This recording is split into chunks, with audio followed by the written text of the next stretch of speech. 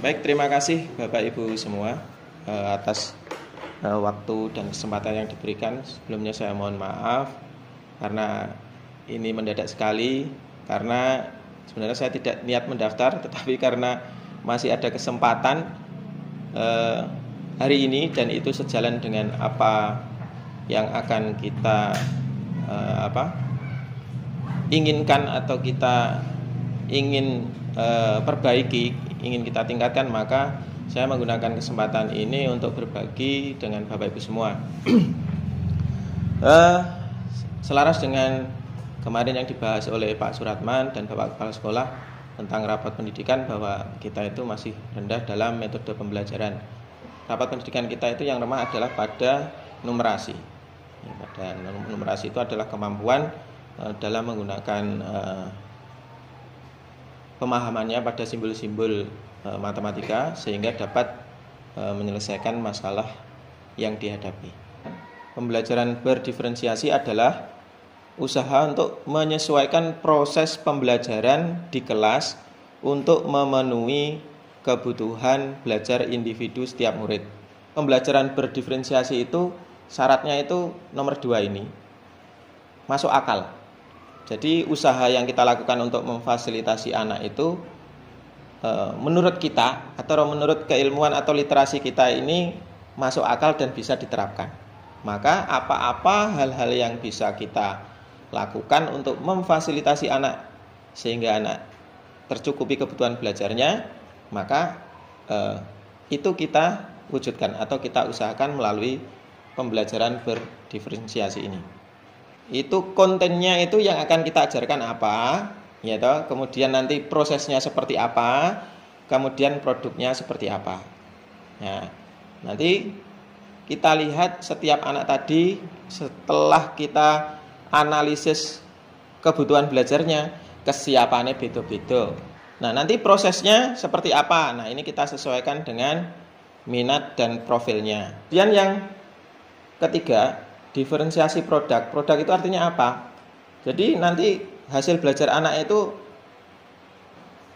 anak ngomong pemahamannya saja boleh, anak nulis boleh, anak gambar yang menunjukkan pemahaman boleh, anak membuat konten, membuat video yang menunjukkan bahwa dia itu sudah paham pada materinya yang telah dipelajari. Rapat merah kita itu tentang metode pembelajaran, maka mari kita perkaya diri kita itu dengan metode-metode atau cara-cara membelajarkan kepada anak. Sekali pertemuan itu banyak cara dilakukan. Baik Bapak Ibu, nah sekarang saya ingin mengajak Bapak Ibu untuk memahami apa itu pecahan dulu. Sebenarnya pecahan itu apa toh? Penjumlahan itu apa toh? Perkalian itu apa toh? Nah, kadang kan kita sendiri kan tidak tahu. Sebenarnya kita nggak perlu hafal sing. Sering menyampaikan ke anak pecahan itu dari kata dasarnya. Betul. Saya sampaikan. Nah, dalam konsep ini pecahan itu adalah salah satu jenis bilangan. Ini setengah, ini 1/4. Ya ini dijumlah berapa hasilnya? Ya setengah dan 1/4. Kita belum bisa. Nah, makanya jadi ada aturan yang sudah kita ketahui yang langsung kita berikan ke anak. Apa itu? Pecahan-pecahan itu diubah ke pecahan senilai yang penyebutnya sama dengan lawan. Agar apa? Agar bagian-bagian pecahan tadi menjadi sama. 1/2 ini harus dibuat perempatan. Nah, dibuat ke pecahan yang senilai. Nah, dengan penyebut yang sama. Nah, ini menjadi 2/4. Dijumlahkan. Nah, berapa hasilnya? Nah, kenapa kok penyebutnya tidak dijumlahkan?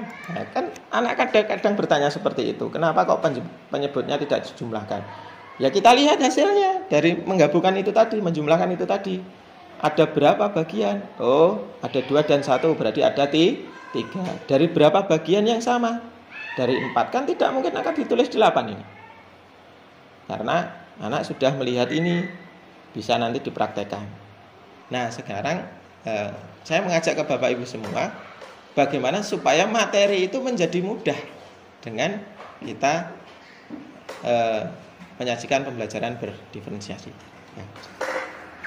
Ada pertanyaan, tanggapan dari, atau langsung kita ke kelas?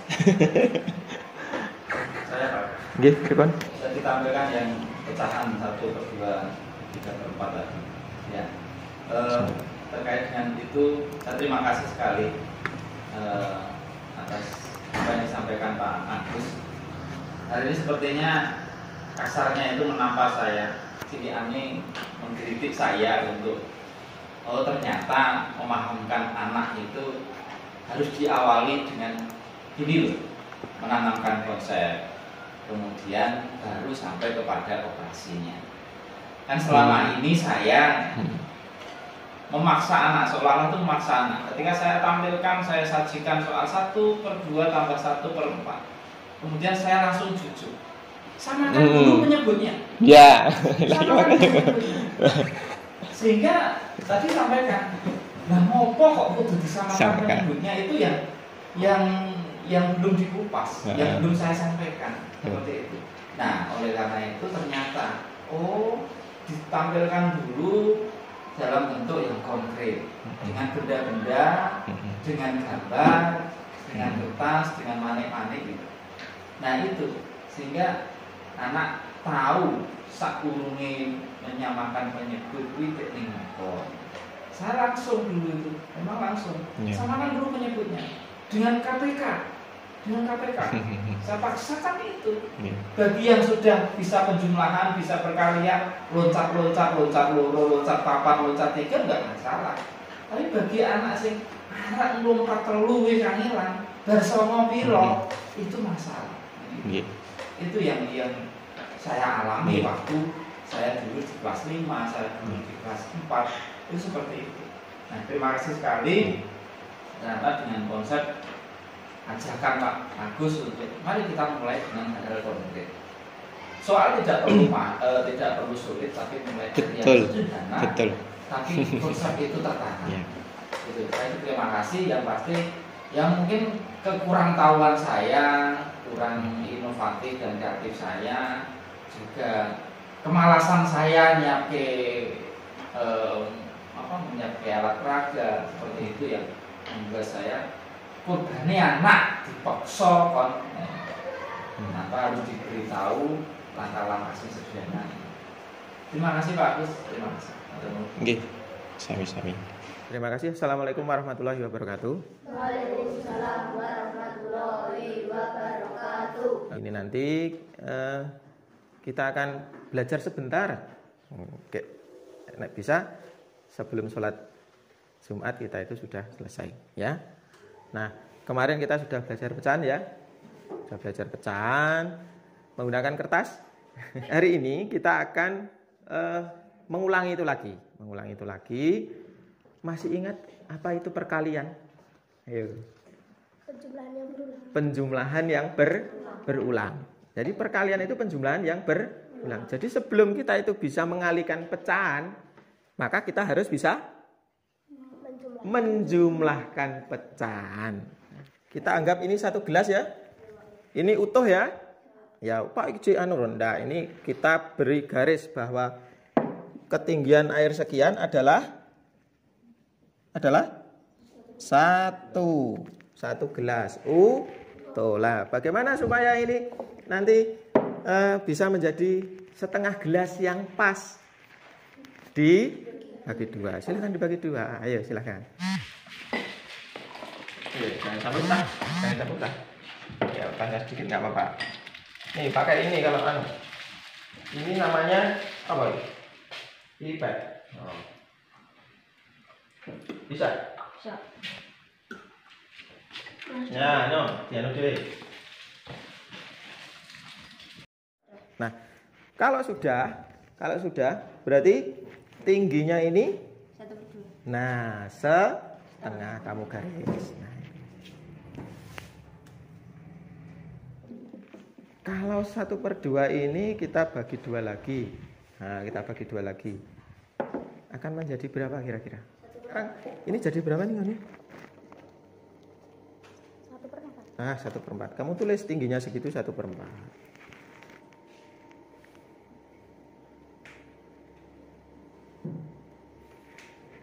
Ya. Ini berapa nih ini tadi? 1/4. Ini berapa? 1/4. Nah, kita dapat 1/4 gelas ya. Ini tadi berapa? Ini tadi berapa? 1/2. Ini 1/4. Kita bisa jumlahkan. Dijumlahkan diapakan? Ditambahkan, dikumpulkan, digabung. Nanti jumlahnya menjadi berapa? Nah, menjadi 3/4. Nah, ini berarti 3/4 gelas. Ada yang mau nulis? Andi? Silakan. Setengahnya itu adalah 2 dari 1/4. Iya kan?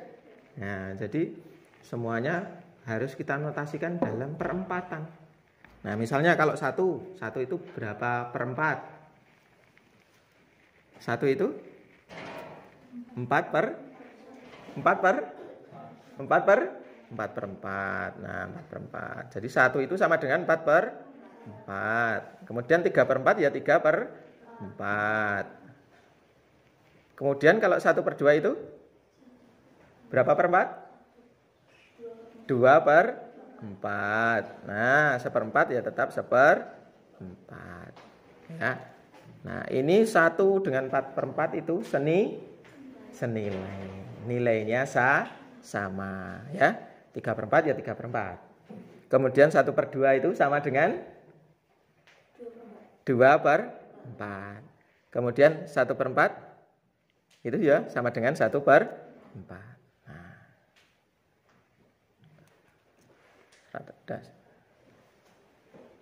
Nah, ulang. 3 kali 1/4. Maka kita akan apa? Menjumlahkan. Apa yang kita jumlahkan? Apa yang kita jumlahkan? 1/4. Sebanyak berapa kali? Sebanyak berapa kali? 3 kali. Nah. Jadi sama dengan, ini sama dengan 1/4 ditambah 1/4 ditambah 1/4. Hasilnya berapa?